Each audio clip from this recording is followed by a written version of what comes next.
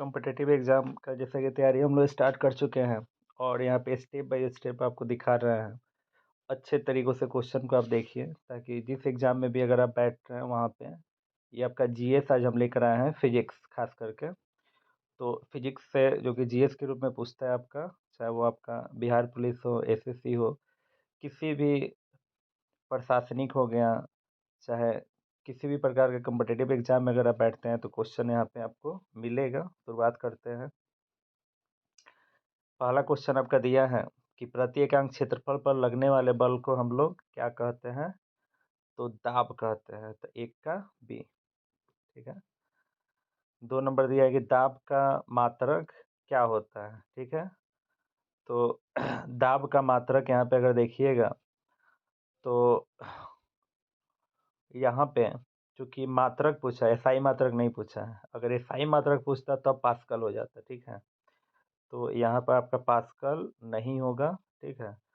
चूँकि दाब यानी प्रेशर इक्वल टू सबसे पहले क्या होता है, यानी फोर्स अपॉन एरिया, ठीक है। तो कहने का मतलब है कि दाब बराबर होता है बल बट्टा क्षेत्रफल।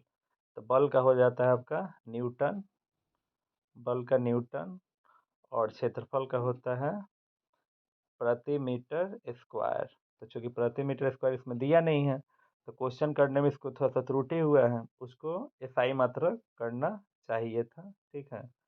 लेकिन यहाँ पे नहीं किया है तो इसीलिए हमको पास्कल के साथ जाना पड़ रहा है, ठीक है। वैसे ये एसआई मात्रक होता है। तो 2 का बी हो जाएगा, ठीक है। 3 नंबर क्वेश्चन आपका किया है कि आर्किमिडीज यूनान के क्या थे? तो आर्किमिडीज जो है यूनान के एक दार्शनिक थे। तो 3 का ए बिल्कुल सही जवाब है आपका, ठीक है। 4 नंबर क्वेश्चन हम लोग देखते हैं। 4 नंबर क्वेश्चन क्या है कि बल का मात्रक क्या होता है? उसको एसआई मात्रक लिखना चाहिए, खैर कोई बात नहीं है। तो बल का मात्रक यहाँ पे आपका हो जाएगा न्यूटन। तो 4 का ई हो जाएगा, जो कि आपको याद ही होगा। बल का मात्रक तो सबको याद रहता है। 5 नंबर काफ़ी बेहतरीन क्वेश्चन हम लोग को मिल गया है। 5 नंबर क्वेश्चन यहाँ पे दिया है कि कमानीदार तुला से मापा जाता है। तो देखिए, कमानीदार तुला से हम लोग भार को मापते हैं और दंड तुला से हम लोग द्रव्यमान को मापते हैं, ठीक है। तो 5 का आपका बी हो जाएगा। 6 नंबर क्वेश्चन किया है कि दाब बराबर क्या होता है? जैसा कि अभी लिखकर बता रहे थे कि दाब बराबर सूत्र होता है बल बट्टा क्षेत्रफल। तो ऑप्शन नंबर सी हो जाएगा, माने 3 हो जाएगा, ठीक है। 7 नंबर क्वेश्चन दिया है कि एक वायुमंडलीय दाब कितना के बराबर होता है? काफ़ी बढ़िया क्वेश्चन मिल गया यहाँ पे हम लोग को कि एक वायुमंडलीय दाब जो है वो 76 सेंटीमीटर पारद स्तंभ के बराबर होता है। तो ए नंबर हो जाएगा आपका, इसका मतलब 7 का ये हो जाएगा। 8 नंबर क्वेश्चन, 8 नंबर दिया है कि तैरने का नियम क्या है? तो तैरने का क्या नियम है? तो ऑप्शन नंबर ए हो जाएगा, वस्तु का भार बराबर विस्थापित द्रव का भार जो होता है वो तैरने का नियम होता है। इसका मतलब है कि 8 का आपका ये हो जाएगा। 9 नंबर क्वेश्चन देखते हैं। 9 नंबर क्वेश्चन आपका किया है कि द्रव के अंदर गहराई बढ़ने पर दाब क्या होता है? तो देखिए, जब द्रव के अंदर जो है गहराई बढ़ता है ना, द्रव के अंदर गहराई बढ़ता है तो उसका दाब जो है वो घटता जाता है, ठीक है। द्रव के अंदर गहराई बढ़ता है तो दाब उसका घटता है। अब देखिएगा कि जहाँ पे काफ़ी तेज़ धारा से पानी अगर जा रहा होगा ना तो वहाँ पे देखिएगा कि वहाँ पे जो है मतलब गहराई कम होगा, जहाँ पे धीरे-धीरे जा रहा होगा वहाँ पे आपका ज़्यादा होगा।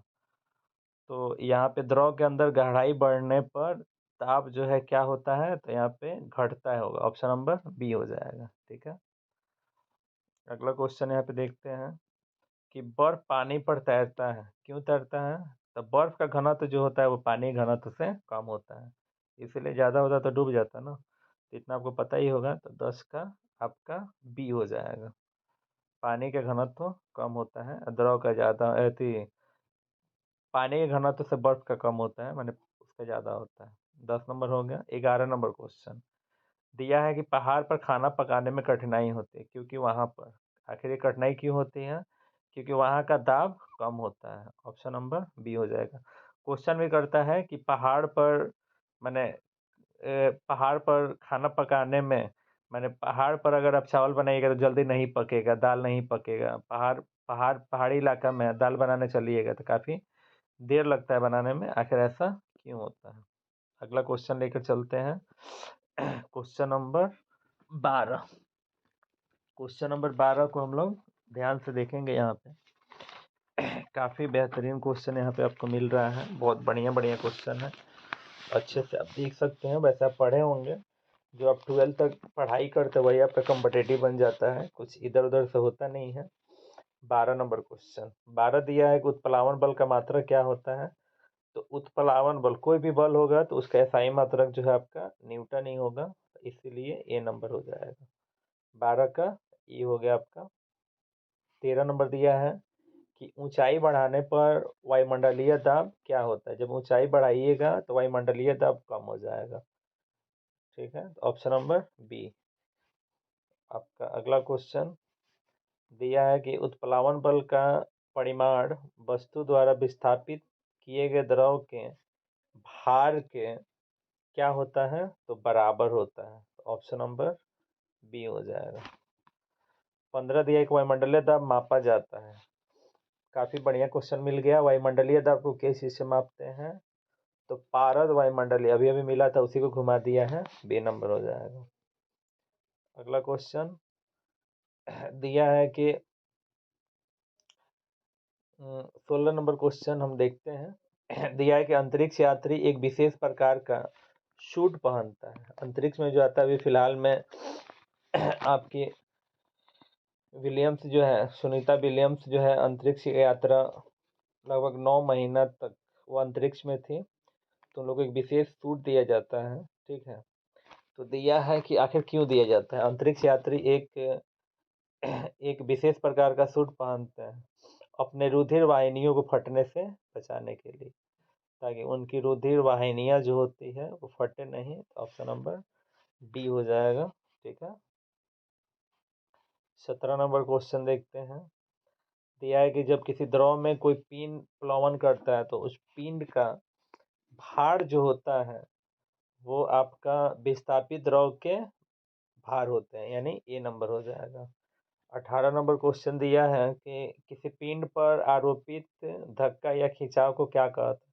तो किसी भी पिंड को धक्का दीजिएगा, खींचिएगा, तो उसी को बल कहते हैं, जो कि आप 8th 9th में पढ़े हैं। वायु में प्रकाश का वेग कितना होता है, तो आपका फेवरेट क्वेश्चन होना चाहिए।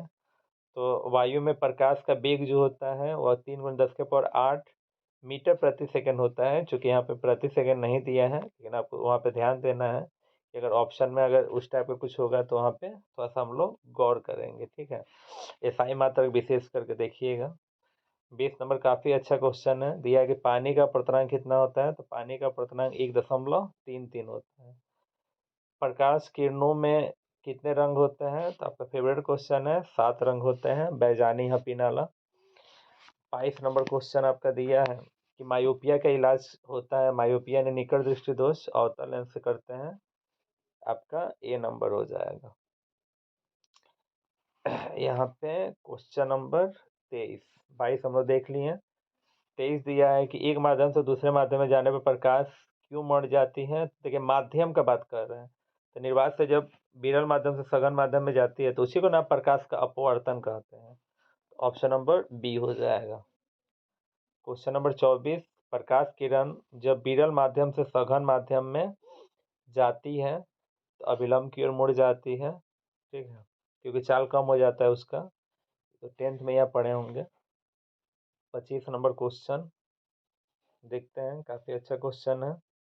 दिया है यहाँ पे कि जब प्रकाश एक माध्यम से दूसरे माध्यम में जाता है तो अपवर्तन प्रकाश के चाल में परिवर्तन के कारण होता है। प्रकाश का चाल परिवर्तित होता है, कम होता है, ज़्यादा होता है, इसलिए बदल जाता है। ठीक है, तो प्रकाश के वेग पर डिपेंड करता है, तभी ना कहते हैं कि सबसे ज़्यादा प्रकाश का वेग कहाँ होता है। तो कहीं ना कहीं आपका कहने का इरादा तो वही होता है ना। तो आपका सी हो गया। 25 का सी यानी 3 नंबर हो गया। 26 नंबर क्वेश्चन हम देखते हैं, काफ़ी अच्छा क्वेश्चन है। दिया है कि पानी से भरी बाल्टी की गहराई कम मालूम पड़ती है, क्योंकि क्यों होता है? तो प्रकाश के अपवर्तन के कारण, क्योंकि प्रकाश विरल से सघन में जा रहा होता है, ठीक है। 27 नंबर क्वेश्चन दिया है कि पानी में आधी डूबी छत टेढ़ी क्यों महसूस होती है? वही प्रकाश के अपवर्तन के कारण। 28 नंबर दिया है कि प्रिज्म से गुजरने पर सूर्य की किरणें विभिन्न अवयव रंगों में बढ़ जाती है। आखिर वो विभिन्न रंगों में क्यों बढ़ जाती है? तो उसका बढ़ने का रीजन क्या हो जाता है? विभिन्न रंगों के किरण के वेग अलग अलग होते हैं, इसलिए अलग अलग रंगों में बढ़ जाता है। तब है ना, सबसे ज्यादा वेग जो होता है किसका होता है? लाल का होता है। 29 नंबर क्वेश्चन हम लोग देखते हैं। 29 नंबर क्वेश्चन दिया है कि प्रिज्म के भीतर से गुजरने पर प्रकाश के विभिन्न घटक रंगों में बढ़ने की क्रिया को क्या कहते हैं? तो भिन्न प्रकार के रंगों में बढ़ जाने की क्रिया को प्रकाश का वर्ण विक्षेपण कहते हैं। वर्ण माने रंग, विक्षेपित होना मतलब बढ़ जाना, तो यही आपका प्रकाश का वर्ण विक्षेपण हो जाएगा आपका। 30 नंबर क्वेश्चन किया है कि कांच में प्रकाश के किस रंग का वेग सबसे अधिक होता है? कांच में प्रकाश के किस रंग का वेग अधिक होता है? वेग तेजी से जाकर वो विचलित हो जाएगा, यानी बैंगनी रंग का, यानी 30 का आपका बी हो जाएगा, 30 का बी हो जाएगा। एक जगह मिस्टेक हुआ है थोड़ा सा, क्वेश्चन था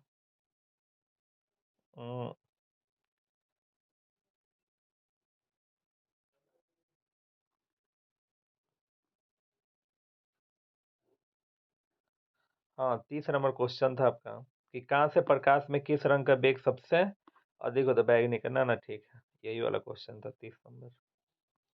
अगला क्वेश्चन दिया है कि एक अवतल लेंस से बना प्रतिबिंब हमेशा, जब लेंस है तो हमेशा सीधा और आभासी बनेगा, और दर्पण होता तो उत्तल हो जाता आपका। तो 31 का ये हो जाएगा। 32 नंबर क्वेश्चन देखते हैं। 32 नंबर क्वेश्चन आपका किया है कि 32 नंबर दिया है कि दूरबीन नेत्रिका होती है। तो दूरबीन नेत्रिका जो होती है, ये दूरबीन नेत्रिका क्या होती है? तो दूरबीन नेत्रिका छोटी दूरी का उत्तल लेंस होता है, यानी ऑप्शन नंबर डी हो जाएगा आपका। 32 का डी हो जाएगा। 33 नंबर क्वेश्चन आपका किया है कि संयुक्त सूक्ष्मदर्शी में अभिदर्शक द्वारा बना हुआ प्रतिबिंब क्या होता है? तो संयुक्त सूक्ष्मदर्शी में अभिदर्शक द्वारा बना हुआ प्रतिबिंब जो होता है वास्तविक और बड़ा होता है, ऑप्शन नंबर बी हो जाएगा। 34 नंबर क्वेश्चन देखते हैं।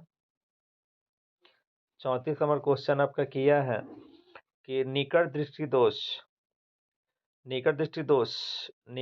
दोष वाला मनुष्य किस चश्मे का उपयोग करता है? तो आप इसे समझते, नजदीक दोष है तो नजदीक न अ से अवतल, अगर नजदीक दोष है तो अवतल, दूर दोष है तो दूर दू उ से उत्तल हो जाएगा। और ये बहुत पूछता है क्वेश्चन आपका, बहुत सारे एग्जाम में पूछता है, ये क्वेश्चन पूछा हुआ भी है। अगला क्वेश्चन हम देखते हैं, क्वेश्चन नंबर 35।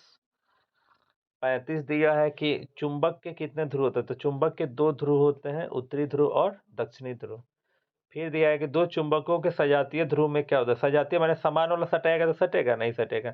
दोनों प्लस प्लस कीजिएगा तो करंट देगा, नहीं देगा। तो समान यानी सजातीय ध्रुवों में प्रतिकर्षण होता है, अब विजातीय ध्रुव होता है प्लस माइनस होता है तब आकर्षण होता है। तो 36 का ये हो गया आपका। 37 नंबर क्वेश्चन आपका किया है कि 37 नंबर दिया कि 2 चुंबकों के विजातीय ध्रुव में क्या होता है? तो आकर्षण, जैसे कि बोल रहे थे। लोड स्टोन को कहा जाता है।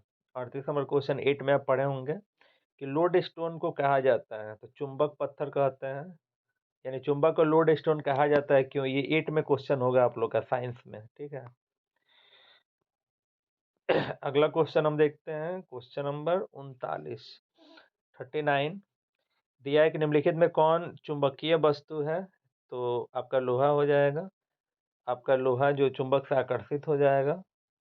फिर दिया कि निम्नलिखित में कौन अचुंबकीय वस्तु है? तो देखिए लोहा, निकेल और कोबाल्ट तो चुंबकीय होता ही है, तो कौन नहीं है? तो आपका गंधक हो जाएगा। 41 नंबर क्वेश्चन देखते हैं, विद्युत धारा के चुंबकीय प्रभाव का खोज किसने किया था? तो विद्युत धारा के चुंबकीय प्रभाव का खोज ओस्टेड किया था 1820 ईस्वी में, आप पढ़े ही हैं। 41 का सी यानी 3 नंबर हो जाएगा। 42 नंबर क्वेश्चन में आते हैं। मैग्नेटाइट का रासायनिक सूत्र क्या होता है? तो देखिए, हेमेटाइट अगर कहता तो Fe2O3 हो जाता, लेकिन यहाँ पे कह रहा है मैग्नेटाइट, तो मैग्नेटाइट कह रहा है, इसीलिए इसका सूत्र आपका Fe3O4 यानी ऑप्शन नंबर ये हो जाएगा। 43 43 नंबर क्वेश्चन को हम लोग देखते हैं। 43 नंबर क्वेश्चन, 43 नंबर दिया है कि किसी चुंबक को धागे से बांध कर लटका देने पर वो हमेशा उत्तर से दक्षिण दिशा में संकेत करती है। उत्तर से दक्षिण दिशा में यानी बी नंबर हो जाएगा। फिर दिया है कि अस्थाई चुंबक बनाए जाते हैं। काफी अच्छा क्वेश्चन है। अस्थाई चुंबक किस चीज के बनाए जाते हैं? तो देखिए, अस्थाई चुंबक जो होता है वो आपका कोबाल्ट का बनता है, यानी ऑप्शन नंबर बी हो जाएगा। 44 का नहीं, अस्थाई चुंबक आ रहा है तो इस्पात का बनेगा, सॉरी गलती हो रहा था। तो आपका अस्थाई चुंबक इस्पात का बनता है, विद्युत चुंबक नर्म लोहा का बनता है, जो प्रणालिका का आप यूज किए थे, पता होगा। 46 46 नंबर क्वेश्चन हम देखते हैं। 46 दिया है कि चुंबक में आकर्षण शक्ति का महत्तम होना कहाँ पे होता है? तो चुंबक में सबसे ज्यादा आकर्षण कहाँ होता है? तो उसके ध्रुव पर होता है, दोनों ध्रुव पर होता है। तो ऑप्शन नंबर ए हो जाएगा 46 का, ये हो जाएगा। 47 नंबर क्वेश्चन देखते हैं। 47 नंबर दिया गया, विद्युत चुंबक के प्रेरण का सिद्धांत किसने दिया था? माइकल फैराडे ने। ए नंबर, फैराडे ने। अगला क्वेश्चन देखते हैं, क्वेश्चन नंबर 48। 48 नंबर क्वेश्चन हम लोग देखते हैं। तो आपका 48 नंबर क्वेश्चन आपका दिया है, सेल विद्युत धारा का क्या है? तो स्रोत है। 49 दिया है कि तापन अपव्यय का गलनांक क्या होता है? तो तापन अपव्यय का गलनांक बहुत उच्च होता है। 49 का ये हो जाएगा, जैसे आपका हीटर हो जाएगा। 50 नंबर क्वेश्चन दिया है कि धातुओं के विद्युत धारा का कण का प्रवाह क्या होता है? तो इलेक्ट्रॉन। 51 नंबर दिया है कि निम्नलिखित पदार्थ में कौन चालक है? तो इसको देखकर पहचान ही सकते हैं, तांबा हो जाएगा। फिर दिया है 52 नंबर क्वेश्चन, शुष्क सेल का धनोद किस चीज को दर्शाता है? तो ये आपको कार्बन को दर्शाता है। 52 का बी हो जाएगा। 53 नंबर क्वेश्चन, 53 नंबर क्वेश्चन देखते हैं। 53 नंबर क्वेश्चन दिया है कि कृत्रिम उपग्रह में विद्युत ऊर्जा का स्रोत क्या है? तो ये आपका सौर सेल है, तो सी नंबर हो जाएगा। 54 नंबर क्वेश्चन, निम्नलिखित में कौन विद्युत धारा के चुंबकीय प्रभाव के सिद्धांत पर काम करता है? तो विद्युत धारा के चुंबकीय प्रभाव पर काम करेगा, चुंबकीय प्रभाव पर, चुंबक, विद्युत घंटी। और विद्युत चुंबक का उपयोग विद्युत घंटी में होता है, आप 12th में पढ़े होंगे, ठीक है। अगला क्वेश्चन 55 नंबर, 55 नंबर दिया है कि बिजली के स्त्री में तापन अपव्यय को लपेटा जाता है, किस चीज पे? तो अबड़क पर लपटा जाता है। 56 यहाँ पे दिया है, निम्नलिखित में कौन विद्युत रोधी नहीं है? विद्युत रोधी नहीं मतलब उसमें विद्युत धारा प्रवाहित हो जाएगा, तो पत्थर पर तो होगा नहीं, रुई पर होगा नहीं, प्लास्टिक पर होगा नहीं, तो इस्पात। कितना सिंपल क्वेश्चन है, तो आपका बी नंबर हो जाएगा। 57 57 57 नंबर क्वेश्चन हम देखते हैं। 57 नंबर दिया है कि रासायनिक सेल का सर्वप्रथम आविष्कारक किसने किया था? तो वोल्टा ने किया था, वोल्ट ने। सी नंबर। डायनेमो में किस ऊर्जा का परिवर्तन होता है? डायनेमो यानी जनरेटर, तो आप पढ़े ही हैं कि यांत्रिक ऊर्जा को विद्युत ऊर्जा में बदलते हैं, तो यांत्रिक ऊर्जा हो जाएगा। 59 दिया है कि डेनियल सेल में ऋणोद बना होता है, तो डेनियल सेल जो होता है ना, 12th में पढ़ा है, डेनियल सेल का ऋणोद जो बना होता है वो जस्ता का यानी जेडन का। 60 नंबर क्वेश्चन हम देखते हैं। 60 नंबर क्वेश्चन आपका किया है कि तापन अपव्यय बना होता है, तो तापन अपव्यय जो होता है निकेल और क्रोमियम का बना होता है, तो ऑप्शन नंबर निकेल और क्रोमियम के मिलने से बना होता है, तो 60 का सी हो जाएगा आपका, 60 का सी।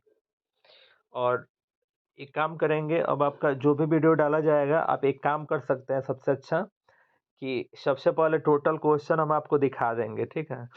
टोटल क्वेश्चन को पहले आप बना लीजिएगा, ठीक है?